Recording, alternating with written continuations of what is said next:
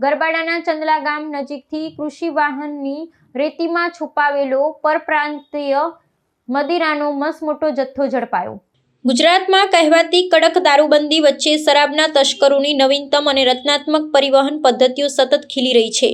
ગરબાડા પંથકમાં મધ્યપ્રદેશથી આવતા એક કૃષિ વાહનની માલવાહક ગાડીમાં માત્ર દેખાવ ખાતર ભરેલી રેતીને નીચે સંતાડીને લાવવામાં આવતો પરપ્રાંતીય મદિરા અને જવના શરાબનો મસમોટો જથ્થો પકડી પાડી સુરક્ષાકર્મીઓએ આ અદ્ભુત પ્રયોગ પર પાણી ફેરવી દીધું છે।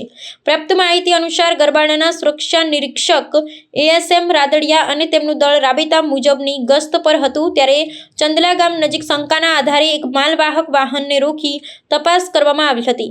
બાંધકામની સામાન્ય રેતી નીચેથી જાદુઈ રીતે ₹2,28,000ના મૂલ્યની 1200 જેટલી મદિરાની બાટલીઓ અને ડબ્બીઓનો અમૂલ્ય ખજાનો મળી આવ્યો હતો। તંત્ર દ્વારા માલવાહક વાહન સહિત કુલ ₹6,31,000ની માલમત્તા જપ્ત કરવામાં આવી છે, જે સ્પષ્ટ દર્શાવે છે કે કાયદાની આંખમાં ધૂળ નાખવાનો આ કાળો કારોબાર કેટલો સમૃદ્ધ છે।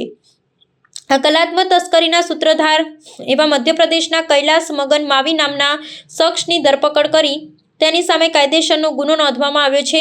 સુરક્ષા તંત્ર ભલે આ નાનકડી સફળતા પર પોતાની પીઠ થાબડી રહ્યું હોય, પરંતુ ગાંધીના ગુજરાતમાં સૂકા રાજ્યની મજાક ઉડાવતી આવી કેટલીય રીતિની ખેપો રોજબરોજ નિર્વિઘ્ને પસાર થઈ જતી હશે તેવો કટાક્ષ સામાન્ય નાગરિકો કરી રહ્યા છે। હાલ તો તંત્ર દ્વારા આ મામલાના મૂળ સુધી પહોંચવા માટે કાગળ પરની કાયદેસર કાર્યવાહીનો આરંભ કરી દેવામાં આવ્યો છે।